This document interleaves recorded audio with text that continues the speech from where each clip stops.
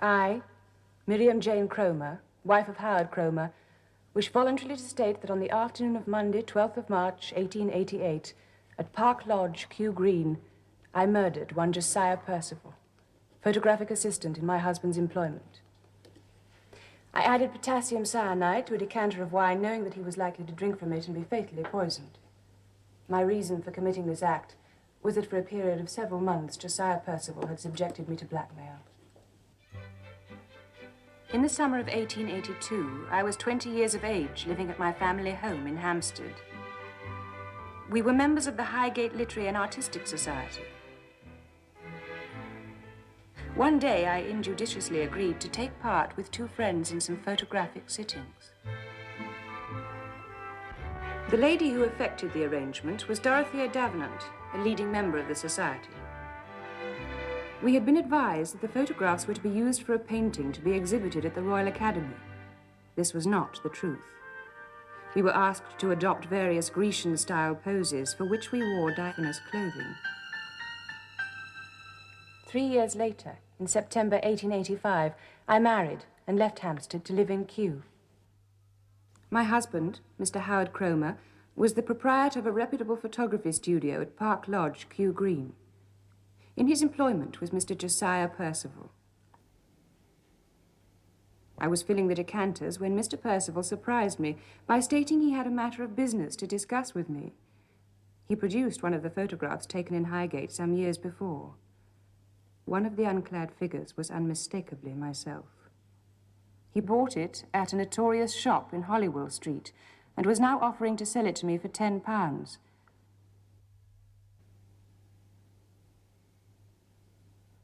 I realized that I would have to pay him. I couldn't confide in my husband. I had to go to a pawnbroker to pledge some jewelry. The next day, I paid Percival. Before handing me the photograph, he made a number of offensive remarks. He'd been drinking my husband's Madeira. When at last he handed me the photograph, I burned it. I knew it was possible that he had other photographs in his possession, and my fears were confirmed a month later. He told me that he intended to buy the original plates from which the photographs were printed. Then he asked me to advance him the sum of £150. I knew he would be able to persecute me for as long as he wanted. We had a large number of distinguished clients, people who would be outraged if they knew that I had posed for pictures of that kind. I devised a plan to administer potassium cyanide to Mr. Percival in such a way that his death would be taken for suicide. Please continue. Potassium cyanide, you see, is one of the chemicals occasionally used in the developing of photographs. On Monday, 12th of March, my husband left for Brighton, where as vice chairman he was to attend a convention of the Portrait Photographers League. We had no sittings that day, and Mr. Percival was working alone in the studio. The weekly order of wine arrives at noon on Mondays. On its arrival, I took the bottles to the studio and filled the decanters. Mr. Percival went out for lunch soon afterwards. I unlocked the poison cabinet and poured about a third of a bottle of potassium cyanide into a decanter of Madeira, knowing that Mr. Percival would help himself liberally to the contents during the afternoon. I replaced the cyanide bottle in the poison cabinet and locked it. The action of cyanide my husband had often impressed on me was practically instantaneous and quite fatal. I left the house, confident that I would find Percival dead on my return. I would then create the appearance of suicide, placing the cyanide bottle beside the wine glass and emptying the contents of the decanter, refilling it with fresh Madeira. My plans went irretrievably wrong. He did not die at once. 2 servants found him in convulsions. When the doctor was called, he diagnosed cyanide poisoning and asked me where the poison was kept. I unlocked the cabinet and showed him the bottle of potassium cyanide. I pretended to have no knowledge of the events leading to Mr. Percival's death, but I now confess that I murdered Josiah Percival. I swear that this is a true statement, and do hereby sign it this first day of June, 1888. Miriam, Jane,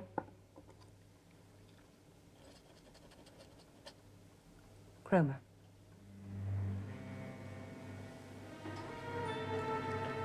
James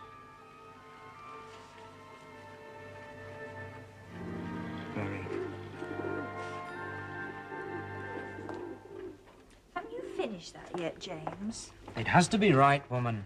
I don't want them to think I'm looking for charity.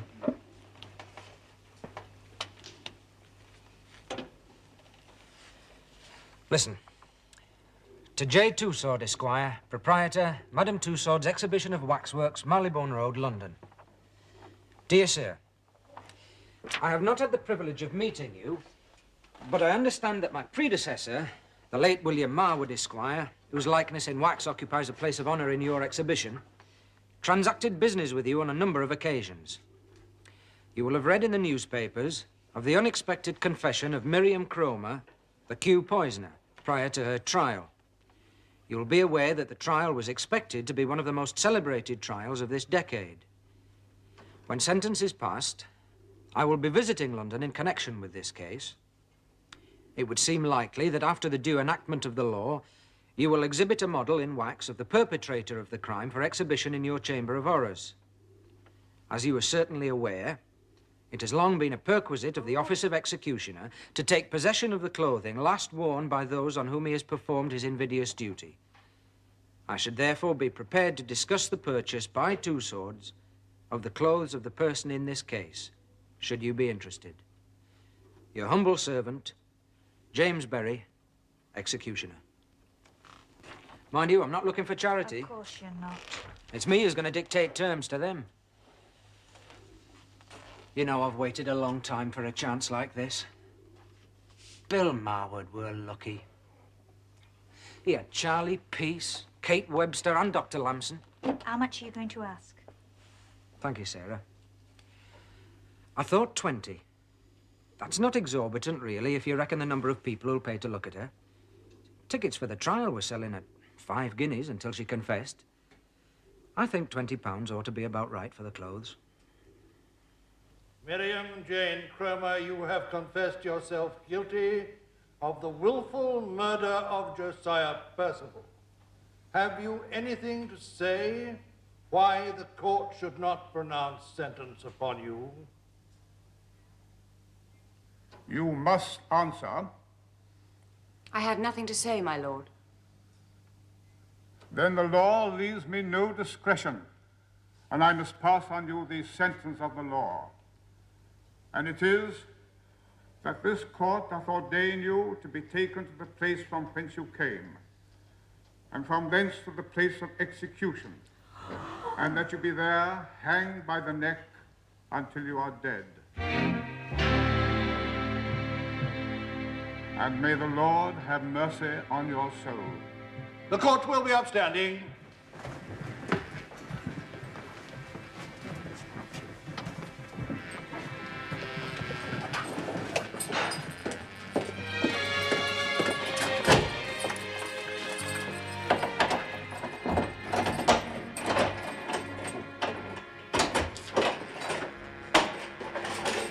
Come along then, here we are.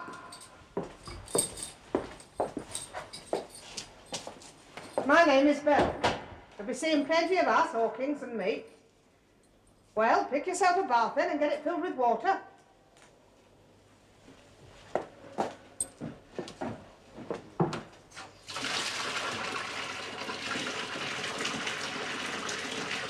Look alive then, take off your things.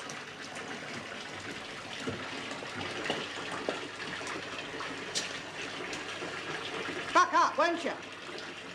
I thought for a moment just then you were shy of showing your skin. I warrant you've got nothing we haven't seen before. Next year on Friday nights we have 4 bulbs on the go and 8 others naked as cookrooms waiting. It comes exclusive for your class of prisoner.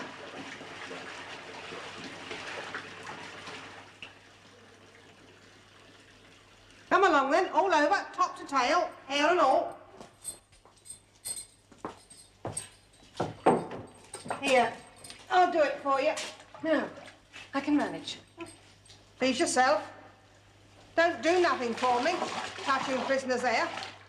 Can't put these away, they'll need washing.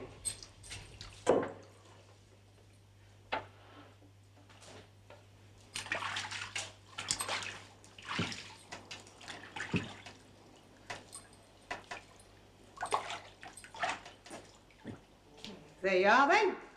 No different from the rest of us in your skin. Here. Better get yourself dry. Don't want you to catch your death. Put this on and sit in a cubicle. You have to see the doctor. Regulations. When that's done, we'll get you some prison clothes. What will happen to my own things? Miss, when you speak to an officer, Cromer, address her in the proper fashion. I'm sorry, I forgot. Will they be returned to my husband, miss? No. You'll be permitted to wear them again. At the end. I see. And after that? You don't have to worry, do you? But if you think they come to any of us, you're wrong. Never you mind where they go.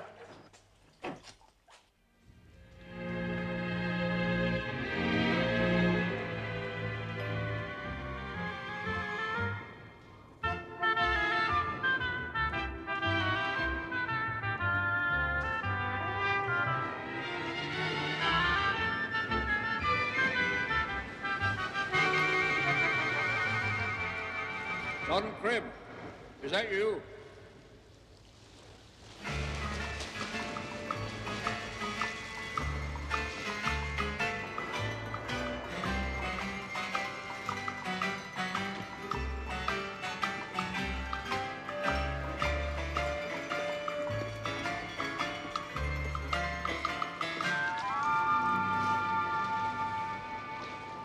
Inspector Gerald, sir. I've been trying to find you since yesterday. Don't you ever leave a forwarding address when you've had a row with your wife? Find that I don't. It makes it more interesting when I go back, sir. I need to talk to you. Still off duty till 8, sir. Quiet, Cribb, quiet. Get out.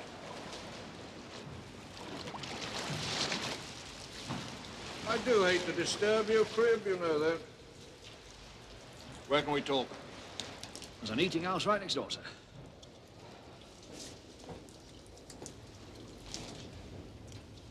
It's about the Miriam Cromer case. Beautiful woman, sir. Saw her in court. Much too pretty to do a nasty thing like that, sir. Yeah, well, that's what I want to talk to you about.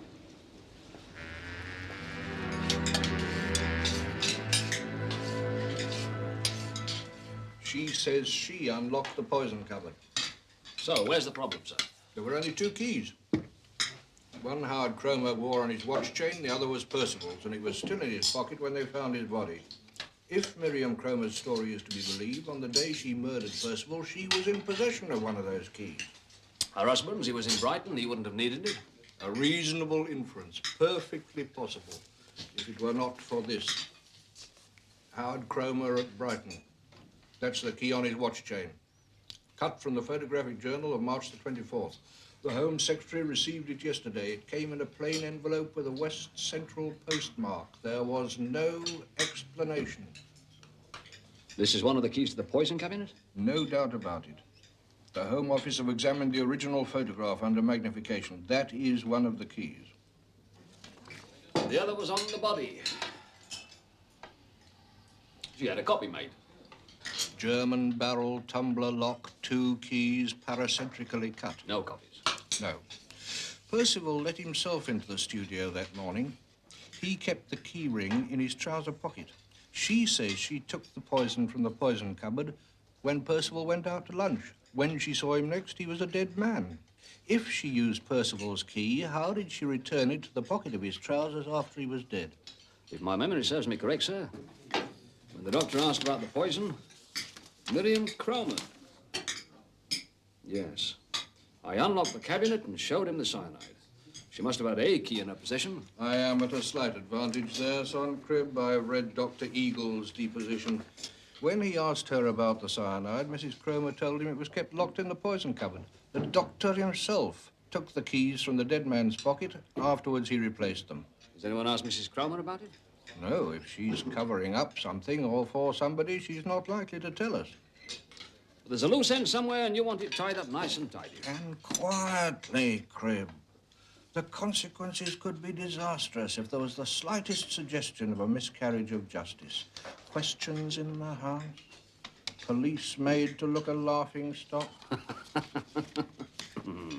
We need to know that Miriam Cromer's confession is the truth.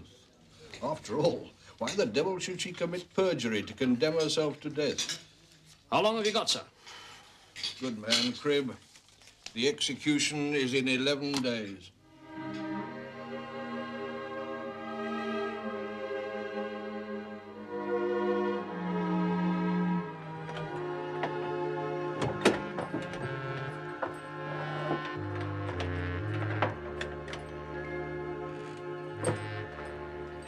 Well, Nothing. not even a fainting. Nothing. Can't have sunk in yet. Can take quite a time, of course. It's sunk in all right.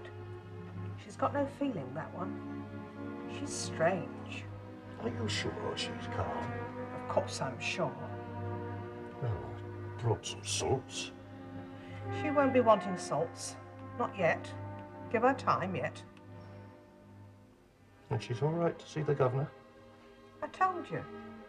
She just sits. She don't say nothing, no fits, nothing. She just sits. Well, there's nothing I can do then. You'll be wanted in due course. Your feet. Hair. Step forward, Cromer. I make a point of allowing prisoners under your circumstances time to settle themselves before I visit them. And I always begin by making it clear that this institution exists only to meet the requirements of the law. If your sentence is confirmed by Her Majesty, I shall be required to deliver you to the sheriff for the implementation of that sentence. Do you understand? I understand. Sir?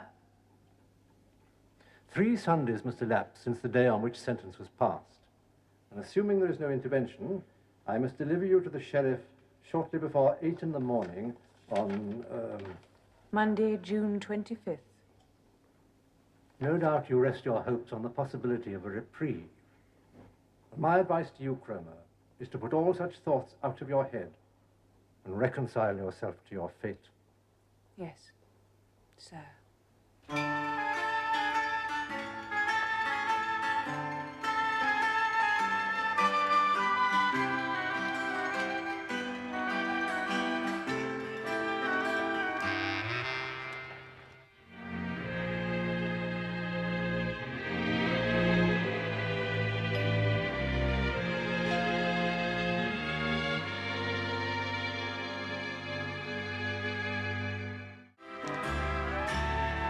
Ready for a visit from the Queen, sir? Cribb! Good Lord, man. What brings you out of this neck of the woods? Working for Statistics Branch. We need to pick your brains.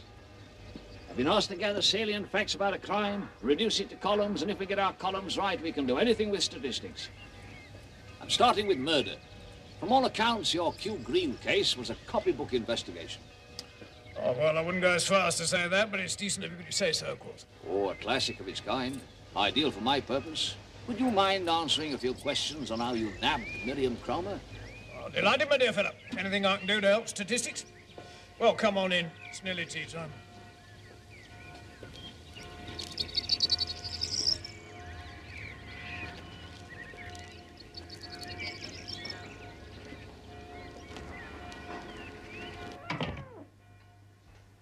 Make yourself comfortable, Cribb. I understand you were the first member of the force on the scene, sir. That's right, yes. You assumed originally it was a case of suicide? Yeah, well, just as you would have done, Cribb. Well, when I heard from the analyst 2 days later that the Madeira in the decanter was laced with cyanide, well, quite transformed my opinion. If Percival had poisoned himself, he wouldn't have put poison in the decanter. He'd put it straight in the wine glass. No, I had a case of murder on my hands. And the murderer had to be a member of the household at Park Lodge. So I asked them to make themselves available for questioning. I realised later I shouldn't have warned them I was coming. Why, was somebody missing? I know they were all present, but so was Simon Allingham, a family solicitor. I'd have got a lot more done without him. He knows his job, does young Allingham. He raised so many objections to my questions, he came close to obstructing me in my duty. Well, you may find it difficult to believe, but it took over an hour to establish who'd filled the blasted decanter. Miriam Cromer. Yeah. Well, she eventually admitted that it was a regular task of hers to fill the decanters.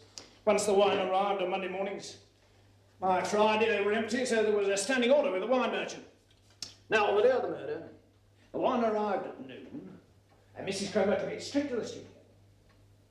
You pick up any gossip from the servants, sir? Well, there's no secret below stairs that Mrs. Cromer strongly disliked Percival.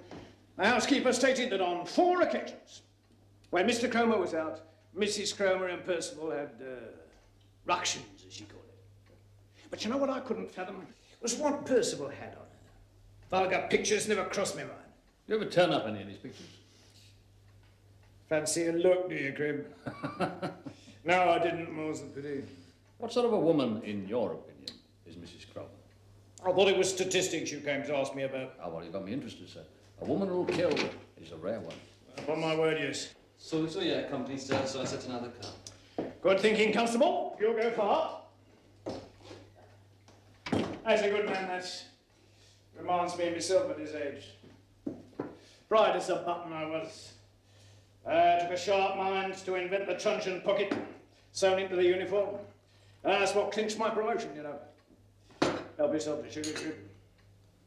Where was I? Miriam Cromer, sir. Oh, yeah. Well, it was all done in cold blood, there's no doubt about that. But if you were to ask me what sets her apart from other women, it's the absence of pity. She's so damn self-possessed. And I wouldn't mind betting that even now she isn't wasting a thought on Percival. Why do you think she confessed? I don't know. Well, it promised to be a classic trial, too. With you as the principal witness, sir. You know, I was sorry not to get my chance in court. We don't often get challenges here in Kew. The odd obscene exposure by the lily pond, that kind of thing, but when we do, we deal with them. You can tell them that at Scotland Yard if you like. Whilst they collect statistics, we're out on the streets, coping with crime from hour to hour. Get off. A lot of cats? Yeah. They're strays. We get a lot of them being next to the bushes. Stray cats, obscene exposure, the full calendar of crime, I say. Governor, I wish to protest at the visiting facilities. It's quite impossible to conduct a conversation with 2 prison officers hanging on every word. I'm sorry for the inconvenience, but it is the usual arrangement. I was even prevented from showing her certain documents. What documents? A copy of the petition sent to the Home Secretary and yesterday's edition of the Times. There were some letters to the Prisoners editor. are not allowed newspapers, Mr. Allingham. Governor, this is a woman under sentence of death. She needs to know what is being done. You may expect some improvement in the visiting arrangements in due course. But in the meantime... She tells me that the light is left on in her cell all night. I have suggested to her that she places a handkerchief over her eyes when she wishes to sleep. Believe me, Mr. Allingham, I have no wish to cause Mrs. Cromer undue suffering, but the regulations are specific. If you could persuade her to speak to the chaplain, you would be doing her a great service. But that would be like telling her we're abandoning hope. On the contrary, you would be offering her hope of redemption. Our hope is for reprieve. Then you are doing her no service whatsoever. She will not die. They would not dare hang her. I have received no indication to the contrary, Mr. Allingham.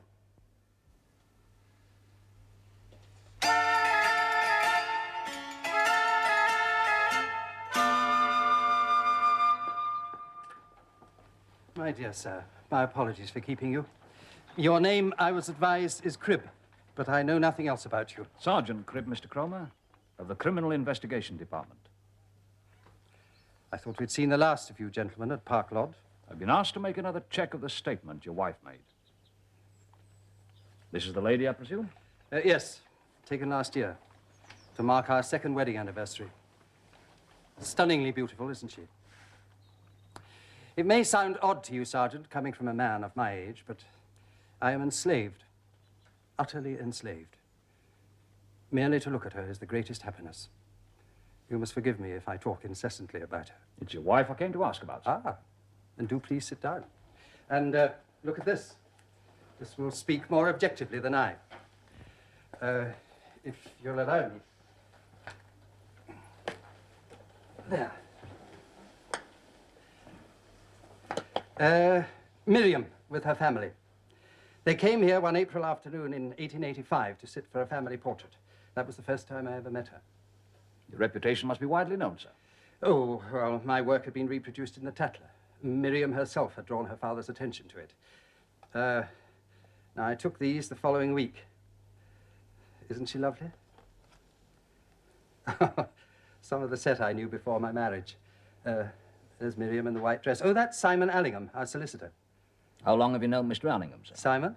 Oh, must be 10 years. We hunted together with the Hertfordshire. He's a first-class fellow.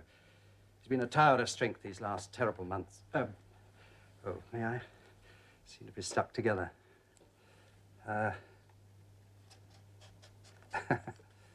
There. No harm done. Spot of glue on the mount. Our wedding. Miriam complains that this is the only photograph I appear in. I arranged for Percival to take it. This was in September 1885. Your courtship was brief, then, sir. But intensely busy. In 5 months, we did enough for 3 years. Theatre, opera, Ascot, Henley. Of course, convention called for a longer engagement, but I was enraptured with her from the beginning. And she convinced me that I was the only man alive she would consider marrying. Oh, there's Simon, my best man. Doesn't Miriam look magnificent? She is my inspiration. As a matter of fact, I was making a print of her hands when you arrived. It occupies my mind to work, privately, of course. I've refused all commissions since the tragedy happened. This unfortunate event must have hit your business hard, sir. Yes. Yes, I fear so. I heard that you built it up by your own efforts, sir. Yes, that is absolutely true. I am a self-made man. You won't give up the trade, sir? Trade is not the expression I would have used. This is my art, and I shall continue to practice it. I've come a long way in photography. When I first began in the 60s, every gentleman insisted upon being posed leaning against a cardboard column, top hat in hand, and one leg crossed over the other. How long have you lived in Kew, sir? 4 years, 4 years only. This is my reward. This studio represents many years of tiresome work, photographing vicious little boys in sailor suits. At one time, I worked from a wooden shed on the promenade at Worthing, but that is in confidence, Sergeant. Was Josiah Percival your first assistant, sir? Yes, the first with any photographic knowledge. I took him on soon after I moved here. It was the worst mistake of my life. The man was a viper. And I failed to see it. Oh, as an assistant, he was conscientious enough. But an upstart. I knew that he helped himself to my Madeira, for instance. But had I the smallest suspicion that poor girl, she said not one word about him, Sergeant, not one word. Why was that, sir? I've asked myself that repeatedly. Those words in her confession, to confide in my husband was no solution. My own wife could not turn to me in her torment. There are secrets in most marriages, sir. Were there misunderstandings between you? Misunderstandings? Nothing of any consequence. It would be fair to say that during the first 6 months she found it difficult to adjust to the marriage bonds. My fault. Mine entirely. After our marriage, I wanted Miriam to myself. Merely to see her in my own house, to talk to her, to photograph her, was all that I desired. I failed to appreciate that when I was working, she might become bored. You gave up your former friends after your marriage? Yes. Yes, all except Simon Allingham. To be candid, I was worried Miriam might weary of me and find the younger people more amusing. I'm a jealous and possessive man, and that's the truth. That you trusted your wife? She was an innocent child. Nothing that has happened has changed my devotion to her. To lose her would... Is there a chance, do you think? I couldn't say what is in the Home Secretary's mind, sir. Where were you on the day that Percival died, sir? In Brighton, Sergeant. The Portrait Photographers League was holding its annual conference. I am its vice chairman. What time did you leave the house that day, sir? Oh, early. I cannot be exact as to time. You were catching a particular train? No particular one. What time did the conference begin, sir? 11, Sergeant. It'll take a good 2 hours to get to Brighton from here. You're there in time, I hope, sir. The trains are most reliable. Would this by any chance be where the wine is kept? I see you have some glasses on the top. Do please forgive me. May I offer you... Not on duty, sir. But I would like to see inside if I may.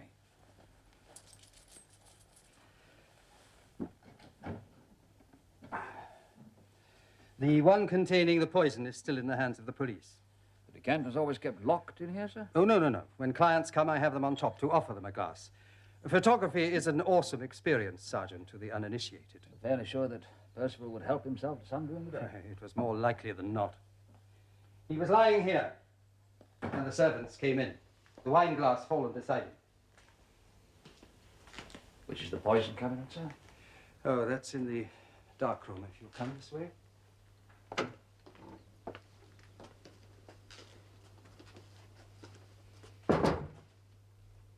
May I see inside, sir? The cyanide was removed. Still like to see inside, sir? That's a capital idea, sir, keeping the key on your watch chain. No risk of leaving it around.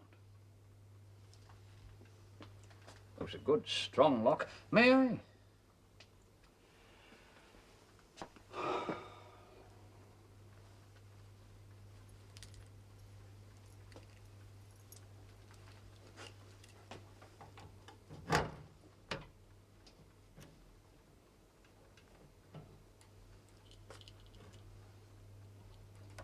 Aha! It locks automatically. Of one thing I can assure you. There was no negligence in the tragedy that happened here. We were all aware of the lethal effects of potassium cyanide. There are only two keys to this cabinet, yours and Percival. Is that correct, sir? Yes. On the day Percival was murdered, you were in Brighton. Where was your key? Well, Thank you, sir. Thank you. On the day Percival died, this key never left my person. Why? Is there some difficulty over the key? No. No difficulty that I can think of, sir. One thing I would like to borrow, if you have such a thing, is a photograph of your wife. Oh, with my compliments. There's no shortage of portraits of Miriam. That's good. The one I want is this one. The one I was looking at when you came in. If you have it in a size convenient for my pocket. Sarah? Two swords have answered. Madam Tussauds? About those clothes, is it? About me. We would deem it a privilege if you would consent to sit for us and permit us to include your likeness in the exhibition. You mean they want... That's right. They want to make a waxwork of me. along with those murderers? It's no disgrace to stand beside him in a waxwork show. It's an honor.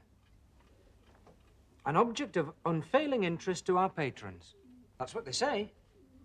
When do they want to see you? I'll call and see him when I'm down in London with Miriam Cromer. How long will it take them? I don't know, they don't say.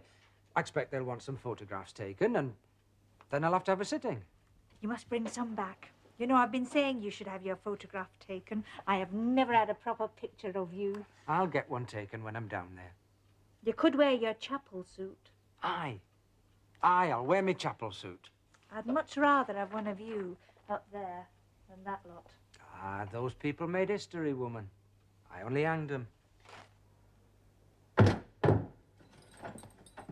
Look alive, Cromer. You're to see the governor, 9 o'clock sharp. Why does he want me? I don't know. On your feet.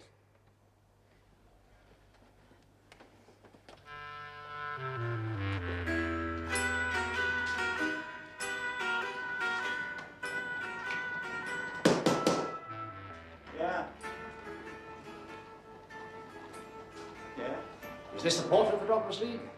Yeah. Excellent. Who are you? Wallace, sir. The clerk. Good. I wish to inspect the minutes of the annual general meeting held in Brighton this year. I'm not sure you're allowed to do so, sir. Kindly produce them. That really isn't possible this morning. Not possible. Not possible for a member to inspect the minutes of the AGM. Are you familiar with the Constitution?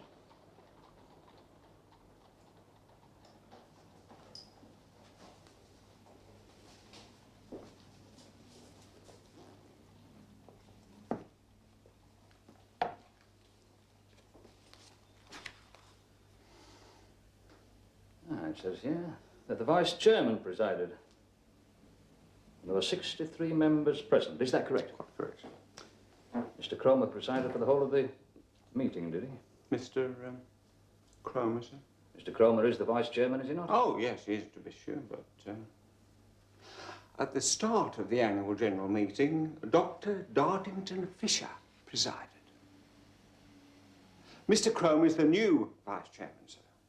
The new committee having been elected towards the end of the afternoon. I see. Now, here's a queer thing. It says here that the treasurer was elected by 47 votes to 31. Would you check my mental arithmetic, Wallace? 47 and 31 comes to more than 63, doesn't it? Yet it states at the beginning there are 63 members present. 63 in the morning, sir. Some members arrived late. Do you recall who? No, I'm afraid I don't. Unless they wrote to the secretary advising him they were unable to be present. Yeah?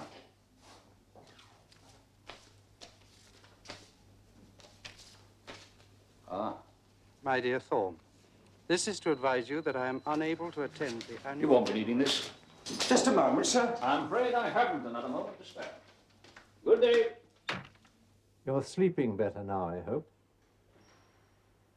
The communication which I hold in my hand is from the Sheriff of the City of London. It is the warrant for your execution. It will take place a week from today at 8 in the morning. Do you wish to sit down? It will mean that you return now to a different cell, but with the same officers and attendants. You may receive visitors, your husband, your solicitor if you wish. You may speak to me or to the chaplain if anything troubles you. I urge you again to commend your soul to the Almighty. He receives those who repent their sins.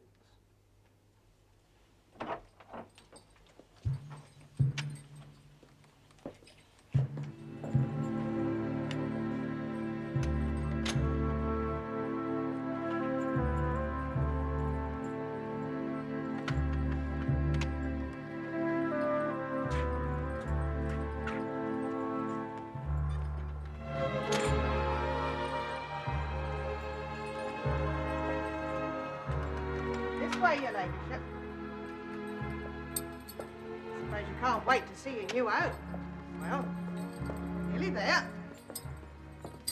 Here we are.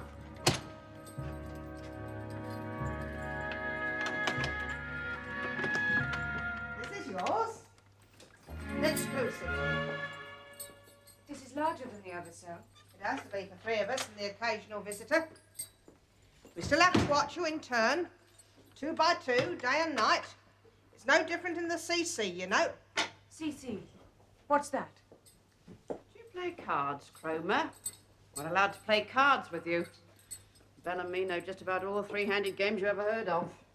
Nap, poker, rummy, cribbage. Cards is a wonderful way of passing the time. No, thank you. You didn't answer my question, miss. Well, if you really want to know, it's the name we give the cell. C for cell, follow me? The first C could stand for cards, couldn't it? But seeing as you're not disposed to play cards, how would you care for a game of drafts instead? Then we could call it the DC. What about that, eh?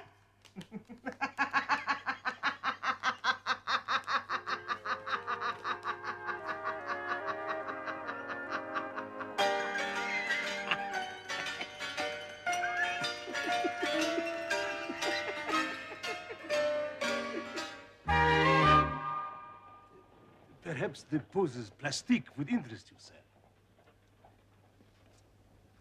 Nothing more artistic than this? I'm afraid not, sir. Have you tried further up? Where can we talk in private?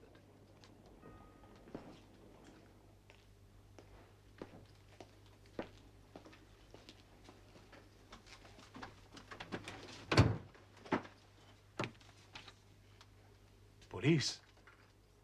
Sir, help me. They was here last month.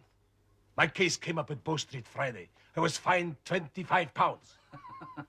What's funny? I don't deal in misdemeanors. Do you think it interests me what smutty little pictures you keep locked in this desk? The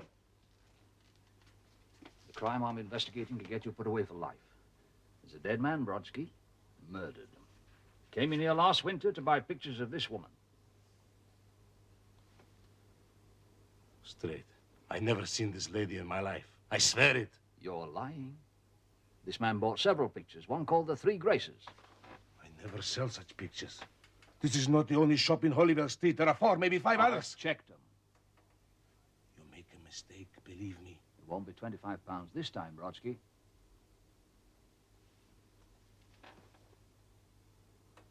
I never seen this lady. May God strike me down if I don't tell the truth.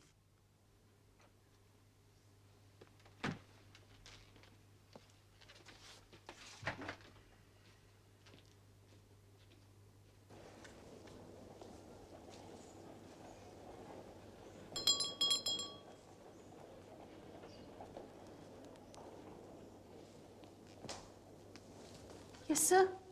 The Highgate Literary Society? No, sir.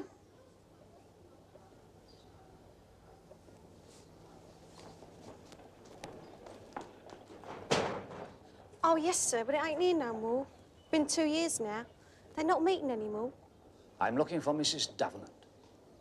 Oh, well, since it's Wednesday, you might try the board school up the road. She visits there to see the state of the children's heads. Public hygiene, she calls it.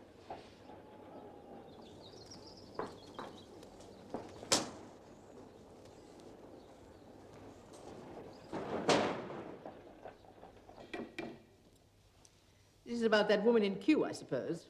That creature who poisoned a man. It was all in the Times. Lies. Lies, Mom? That vile confession. A concoction of wicked lies. Mentioning my society and my name in such a connection. One would think from the Times that the society existed for no other purpose than the debauching of innocent girls. I shall sue, naturally. Next. Do you recollect Mrs. Miriam Cromer as a member of the society, Mom? I do not. She was only 20 then, known by her maiden name of Kilpatrick. I have a photograph of her which might assist your memory. My memory needs no assistance. Next. She refers in her confession to 2 friends. Perhaps you remember 3 girls about the same age. We had a membership of over 80 in the first year, Sergeant. Next. Ah. When was the society formed, Mom? In April 1881, the month dear Dizzy passed over. Now there was a Prime Minister. Not only was he a gentleman and a statesman second to none, but a literary man. Next. I was reliably informed the society existed entirely through your inspiration and unflagging enterprise, Mom. One tries to occupy oneself usefully, Sergeant. My membership list was a testimony to the reputation of the society. Ah. Next. Do you happen to have that list, Mom? Destroyed. When the society came to an end, I put everything to the flame. Everything. I was extremely provoked, as you may imagine. Certain people had accused me of self-aggrandizement, Sergeant. Naturally, I resigned my position.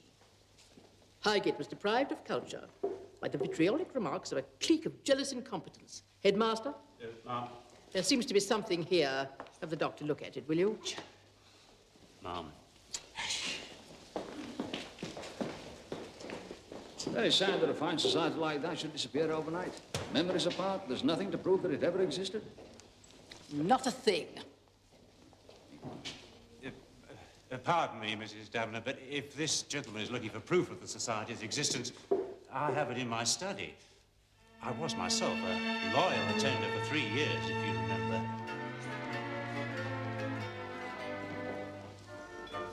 When we made our little pilgrimage to Hampstead one afternoon to see the actual seat where poor John Keats was accustomed to rest before he died, some of us formed up for a photograph.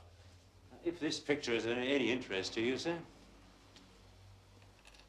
Unfortunately, most of these people are strangers to me. It occurs to me that in group portraits, the names are sometimes written on the reverse. I wonder whether... I'm afraid there's nothing on the reverse of this. See for yourself. You don't mind?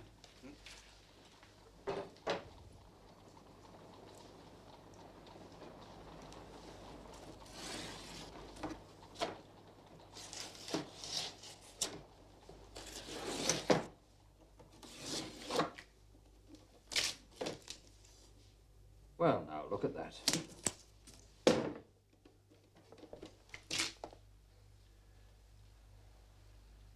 Miss M. Kilpatrick. Judith Honeycutt. Miss C. Piper, Mr. G. Swinson, Mr. S. Allingham. Do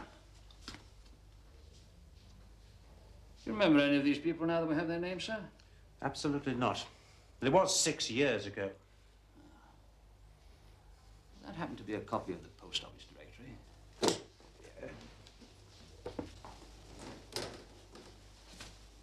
I won't cut this one open, sir.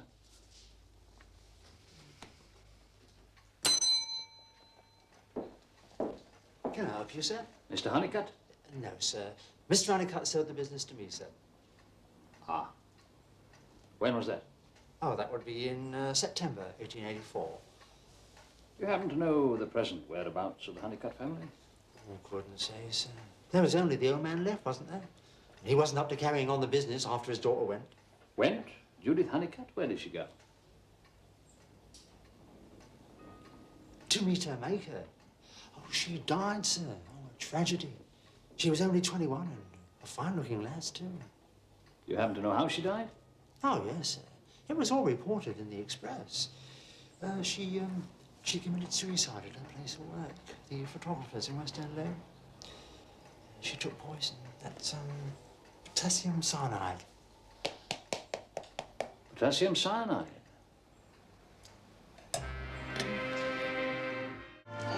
Miriam Cromer is practically finished, Mr. Berry. We shall exhibit the figure the moment we hear that you have performed your work. I expect a considerable crowd on Monday morning. A murderess is a particular attraction. It's just a job to me, Mr. Twosword. I make no distinction, man or woman, except in calculating the drop. There is a lot of sympathy from Mrs. Cromer. The newspapers are full of correspondence about the sentence. Well, she'll not suffer at my hands. It's all scientific now, you know. We give him a long drop. It's very quick. There's no bungling. Yes, quite. Well now, Mr. Berry, with regard to our present business, we thought if we could begin the sitting for your own likeness this afternoon. There is the matter of the fee. Those who appear in the chamber are not usually compensated for the honor, Mr. Berry. Most of them are dead, except, of course, yourself. We thought perhaps the sum of £100. I think that would be most satisfactory. You know, my wife asked me to bring her a spare copy of the model when you'd done it. She said she wanted to keep it in the front room under a glass dome.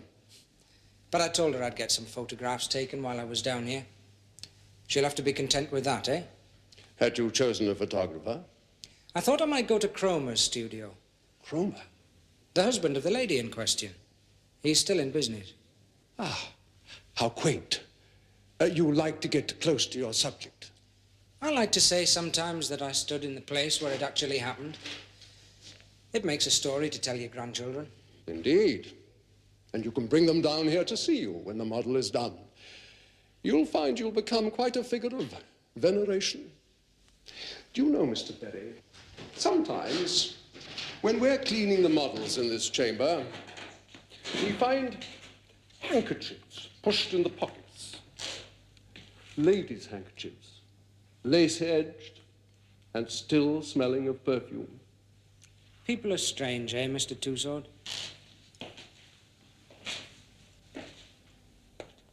You say there were these three young ladies, Cribb? Miriam Kilpatrick, Judith Honeycutt, and Miss C. Piper. No Christian name. Constance, Carol, Charlotte. And you believe they were the three who were tricked into posing for improper photographs? The confession mentioned three, sir. So you went in search of Judith Honeycutt, and you found she was dead? From cyanide poisoning. I was interested in the photographer, Mr. Duquesne, who employed Miss Honeycutt. Damn it, Cribb, our job is to inquire into Percival's death. And there's not much time. I went to West Hampstead, sir, with the intention of calling on Mr. Duquesne, but he no longer lives there. In fact, Mr. Duquesne seems to have vanished without trace. My theory is that after Julian Duquesne left Hampstead, he started up as a photographer in Kew, but not as Julian Duquesne. You mean as Howard Cromer? When I first interviewed our Cromer, he went to no end of trouble to cooperate. But I couldn't get a straight answer about the time he left for Brighton, except he left sometime early in the morning. He was not expected there till 2:30. When he showed me the photograph album, he tried to give the impression that he first met Miriam the day her family came to the studio at Kew for a group portrait. That was in April 1885. I believe he knew her 3 years earlier than that. What ground do you have for saying that? I was suspicious of the album itself, sir. A photograph of their wedding 2.5 years before was stuck together, which implied that it hadn't been looked at since it was put in, unless it had been recently pasted into the album. That set me thinking that he might have put the entire album together to illustrate his story. That's a lot to deduce from a spot of glue, Sergeant. Well, that isn't the only thing, sir. The photograph the headmaster showed me showed the 3 girls together, and beside them Simon Allingham, Cromer's oldest friend. Now, if Allingham was known to Miriam in the summer of 1882, it's feasible that she was also acquainted with Cromer. That won't do, Sergeant. You know what you're guilty of? Post hoc ergo propter hoc. Pardon? Do you not have Latin? Well, it doesn't matter. It means that your reasoning is founded upon a fallacy. You've persuaded yourself that Cromer is not what he purports to be, so you're fitting the facts to justify your prejudice. It's possible that he was involved in Percival's death, sir. If he was in Kew that morning, he could have put the poison in the decanter as easily as his wife could. More important, he had a key to the poison cabinet, and she didn't. Sergeant, I cannot emphasize too forcibly that if there is anything in this at all, it will not convince the Home Secretary without solid evidence to support it. Where is that evidence to come from? Miriam Cromer, sir. What precisely are you saying, Sergeant? Well, today's Thursday, sir. The woman's due to hang on Monday. Our report should be on the Commissioner's desk by tomorrow evening. There's no time to put men on house-to-house inquiries to establish Cromer's movements on the morning of the crime. Miriam Cromer can tell me. Permission to interview her, sir. Out of the question. She's in the condemned cell.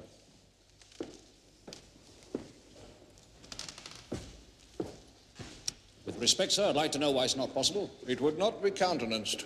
Well, surely, in the interests of justice. Justice has had its opportunity, Sergeant. All we are now required to do is to find out how she did it. Do you follow? After all, she did plead guilty. Let Hangman Berry do his work on Monday. If, after the execution, anyone should question her guilt, it would be as well if the independent inquiry did not conflict with her confession. Damn it, Cribb, you can see that, can't you? Just find out how she did it. All right?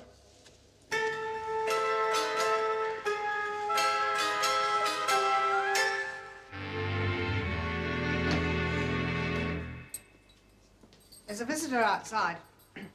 You've some hair showing. Tuck it under your cap. It's your husband.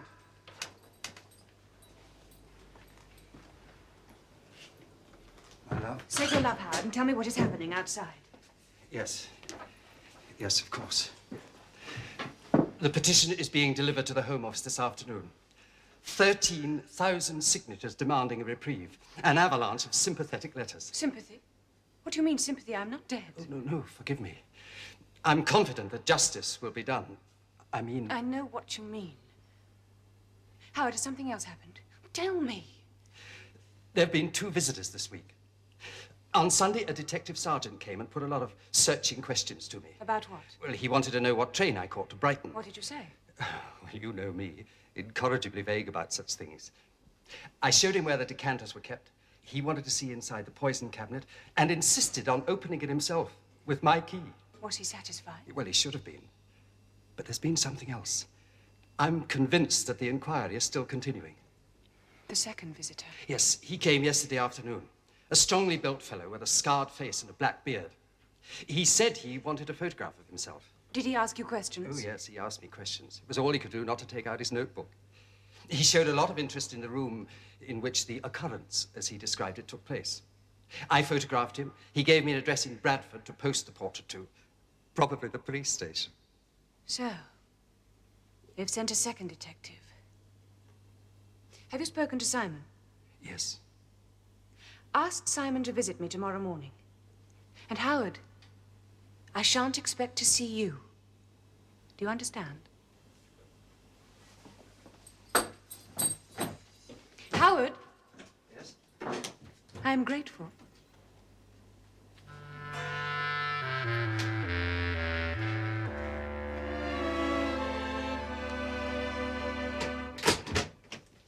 There you are, Cribb.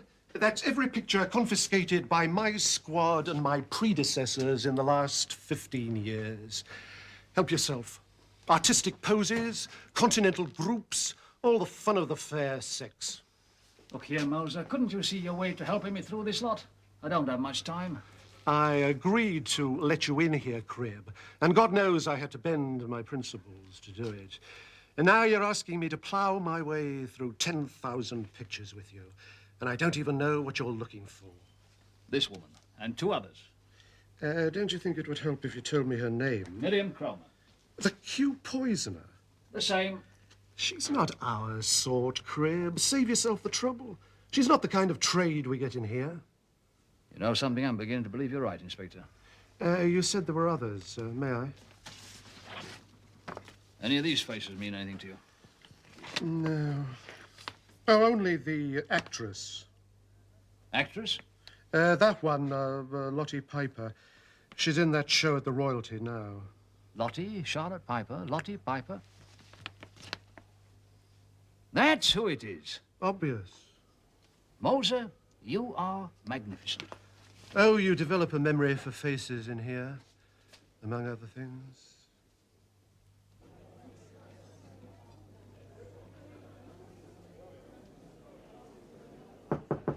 Come in, darling. Oh. Oh, which particular darling are you? May I come in, miss? I've yet to meet a darling who didn't.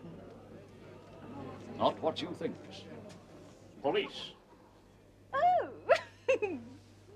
I have a card. Yes, well, I can see you haven't got any champagne. Whoops. 15 minutes, Miss Piper. Thank you. I am in rather a hurry, officer. I'd like you to look at this picture. You recognize the lady? Of course. But I don't recognize you. Sorry, miss. Detective Sergeant Cribb of the CID. Really? Now, I wouldn't have thought detection was necessary, considering Miriam's confession was in all the papers. She is due to hang on Monday, miss.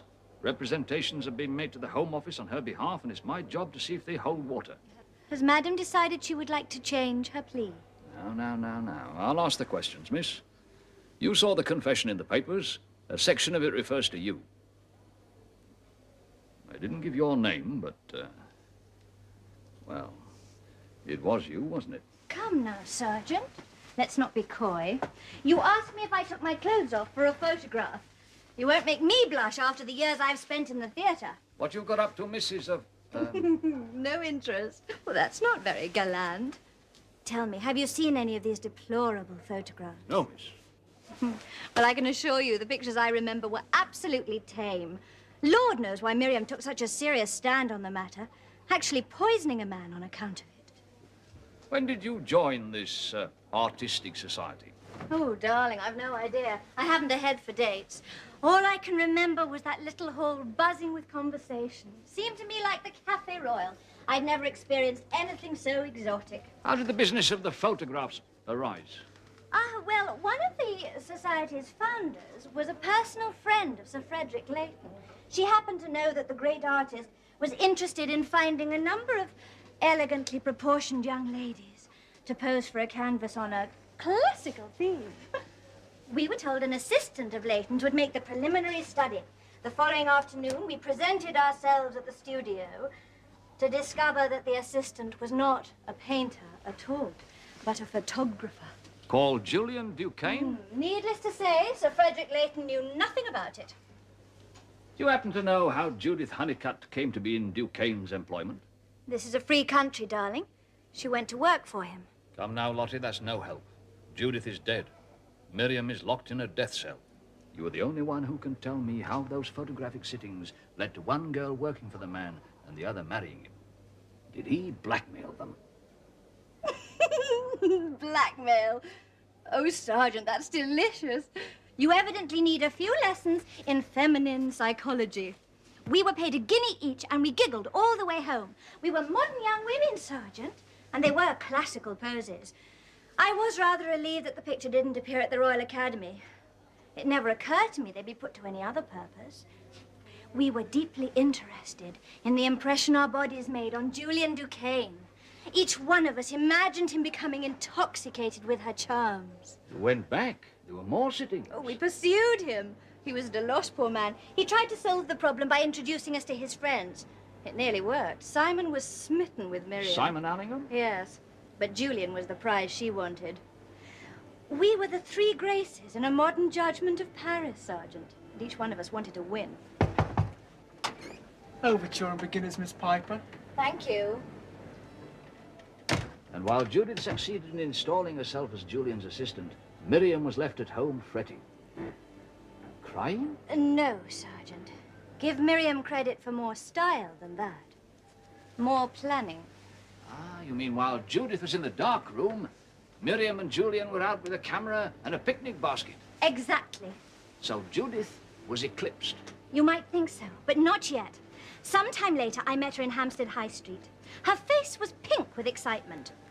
She told me she was engaged to be married to Julian. No. And that they intended to tell Miriam that very evening. Judith was certain that Miriam would share in their joy. I told her frankly Miriam would be incensed, that she was too single-minded to give up. Judith laughed and said she had no fear of losing Julian. She said he didn't see Miriam as a person at all, but a face. A face to be photographed, not to be kissed. I said that perhaps Julian saw all women with a photographer's eye. She laughed again and said she was sure he did not. She was carrying the proof.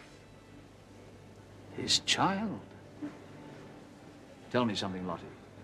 How do you account to yourself for Judith's death?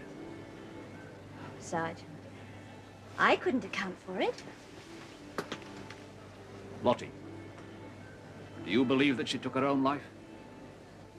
Since I read in the papers what happened in Kew, no.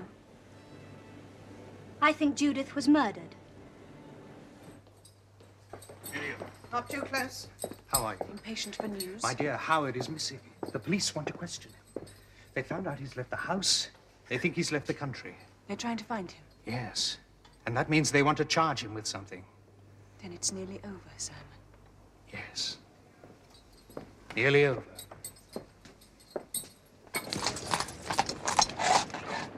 Cromer's fled. Seems likely he's left the country. Good Lord, what on earth has made him do that? Things have been happening so that I know nothing about. I think I have a right to be informed if another officer's put on the same case. What other officer?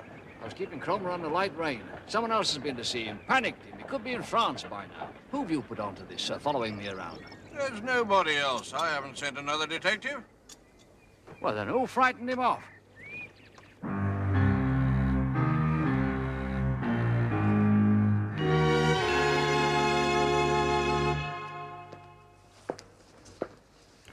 If Cromer's left the country, you've lost him. You can't get him back without an extradition order, and an extradition order requires a very serious charge. It would have to be murder, and you can't charge the man with murder when his wife's convicted of the crime. No, sir, I know. Not unless we can arrange a pardon for his wife. So, Sergeant, what do you want me to do? Persuade the commissioner to let me into the condemned cell. I must speak to Miriam Cromer. No touching. Simon, if we could only begin again. Miriam, my dear, there is nothing I would rather wish for. But you must put all such thoughts out of your mind. There is a way, Simon. I wouldn't ask you to say anything that was not true, only to keep silent if the moment comes. Will you do that? For my sake? Oh, if only Howard had been as honest with me as he was kind. What do you mean? That he concealed from me the truth about Judith Honeycutt. Well, there was the inquest. You knew about the tragedy. We all did. Simon, I know how Judith died. What are you saying? He confessed it to me as he lay beside me on our wedding night, that he was responsible for her condition at the time of her death. She had threatened a scandal unless he married her. In his mental anguish, he decided there was only one escape: to do away with her. Oh, Miriam, for God's sake, this can't be true. I knew nothing of this, nothing. Whatever view the law may take of the present case, he is guilty, Simon. Judith died in agony. I wanted you to know. If they find Howard, they will arrest him. They won't be obliged to pardon you before they can issue a warrant. Howard will be brought to trial unless he can convince them he is innocent. But if he is unable to convince them, Simon, then I shall be free. In every sense of the word.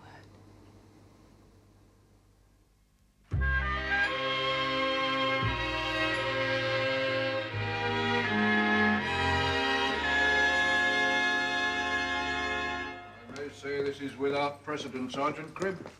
I've never spoken to a prisoner under sentence of death.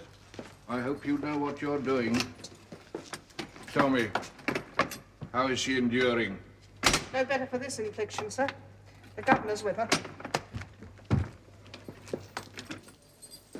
Chief Inspector Jarrett, would you begin? My assistant, Sergeant Cribb, is to put the questions. Oh, please sit down, Sergeant Cribb.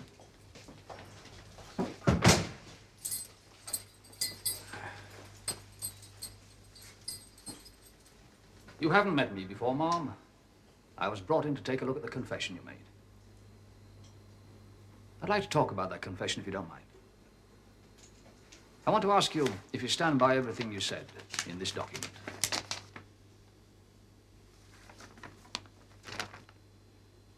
Naturally she does. This is an affidavit sworn by a magistrate. I must caution you not to impute perjury to my client, Sergeant. Yes, of course. There are certain small things that have come to light since your conviction. We can't quite square them. The mistake may be on our side, where it must be. May I take it that you're prepared to answer questions, Mom? I'm not here to trap you. I don't go in for trickery. I'll come to the point. Shortly after your conviction, a scrap of paper cut from a photographic journal was sent to the Home Office. A picture of your husband taken in Brighton the day Josiah Percival was killed. An arrow drawn in red ink points to the key that your husband wears on his watch chain. A key that subsequent inquiries established belongs to the poison cabinet. Now there's our first problem, Mom. How could you have unlocked the cabinet if one key was with your husband and the other in the pocket of the victim? My client does not wish to add anything to the statement she has already volunteered. Naturally, I was obliged to check the movements of your husband on Monday the 12th of March, and it transpires that he was not, as we had supposed, in Brighton that morning. He was, in fact, not expected to be there before 2:30. He could, on the face of it, have doctored the decanter himself. That is absurd. You can have no evidence to suggest that Mr. Cromer poisoned his own assistant. What possible reason could he have for doing such a thing? The reason that Mrs. Cromer gave in her confession. She was being blackmailed. Her reputation, and therefore that of her husband, was at stake. The man who took those photographs of you and your two friends was known as Julian Duquesne. Was he not? Is this of any relevance? Well, you should know, sir, he was your best friend. And your husband, Mom. I am right, am I not? Unfortunately for you, these photographs fell into the hands of Josiah Percival, who told you he acquired them in Hollywood Street. From my inquiries, I suspect that he mentioned that notorious place to frighten you. You made a number of payments to Percival over a period of 4 months, but you did not speak to your husband about it. I am bound to wonder why. She made the reason perfectly clear in the affidavit. It could serve no practical purpose except to extend the blackmail to Howard. I am aware of that, sir. What I'm coming to, Mom, is it wasn't just the photographs you thought would alarm your husband. It was the connection with West Hampstead and Judith Honeycutt's death from cyanide poisoning. There was an inquest. Judith committed suicide. One thing was not made clear at that inquest. The coroner was not informed that at the time of her death, Judith Honeycutt was engaged to be married to Julian Duquesne. What? How could you possibly know that? Because she told Lottie Piper. Lottie? Lottie has spoken to you? Yesterday. Lottie never liked me. She was viciously jealous because Howard chose me as his model. I was the one he wanted, not Lottie or Judith. Judith was expecting a child. And Howard poisoned her. Miriam! Why deny it now? The girl was a whore, worse than the ones on the streets because her price included marriage. I suggest you say no more. If I don't speak now, I shall be hanged, Simon. God knows I've kept silent. No one can accuse me of disloyalty to my husband. He has condemned himself by running away. His nightmare was that someone would discover the real circumstances of Judith's death. When I told him Percival intended going to Hampstead to try to trace the plates of those photographs, he was seized with terror. He was certain it would raise questions that had never been asked about Judith and himself. He believed his arrest for her murder would be inevitable if he did not act.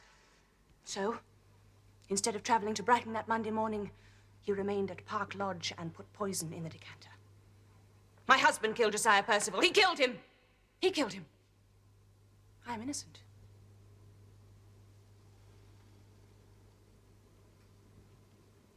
Sir? He's guilty, Simon. Tell him. Tell him. My dear, I cannot do that. Simon. Simon, for me. For us. Leave me alone! Simon, won't you save me? On the morning of 12th of March, Howard Cromer was with me in my chambers. He had come to consult me about the blackmail which Miriam had confided to him at the weekend. My clerk will confirm. No, it isn't true! Don't believe him. They plotted this between them. Can't you understand? They made me confess so that Howard could escape. They promised I'd be pardoned. They promised. That I believe, Ma'am. You expected to be pardoned. But you should have heeded Mr. Allingham's advice and said nothing. Left us to draw conclusions. Mr. Allingham would not have told us that your husband had an alibi until you were pardoned. But you've now forced it from him by accusing your husband of murder. You wanted too much out of this. A pardon and your husband's conviction. The charge of murder against Howard Cromer would never stick. Mr. Allingham knows it. The purpose of the plan was to raise enough doubts in our minds to secure your release.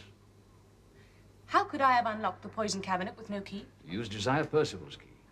I asked him for it, did I? And he handed me the means of his destruction. That is in effect what happened, Ma'am, except that it wasn't the poison cabinet you said you wanted to unlock. It was the chiffonier, where the decanters were kept. Your husband was out when the wine arrived, so you borrowed Percival's key to unlock it. An innocent-sounding request which he was unlikely to refuse, seeing that he was partial to Madeira. Percival's keys were on a ring. On that ring was also the key to the poison cabinet. I returned the keys to him after unlocking the chiffonier. Without the key to the poison cabinet which you had slipped off the ring. Then how do you explain that the key of the poison cabinet was found on the key ring in Percival's pocket after he was dead? It happened something like this. When you returned to Park Lodge, you found the doctor there and Percival dead. You still had the key in your possession when the doctor asked to look in the cabinet. You were clever enough to tell him that the keys were in Percival's pocket. He removed them and handed them to you to open the cabinet. You held them in your palm in such a way that the loose key appeared to be attached to the ring as you turned the lock. While the doctor was examining the poison bottles, you covertly reattached the key to the ring. The doctor himself returned the bunch to the dead man's pocket, where it was found when the police arrived. I don't suggest you acted as you did in order to incriminate your husband. At the time, you were only interested in contriving the appearance of a suicide. When that became impossible, the other plan was worked out. A gamble. Had the strategy succeeded and had you received a pardon, we couldn't even have brought a charge of perjury later. Not for one syllable of that confession. It was absolutely true. Thank you, Mom, for hearing me out. Leave me.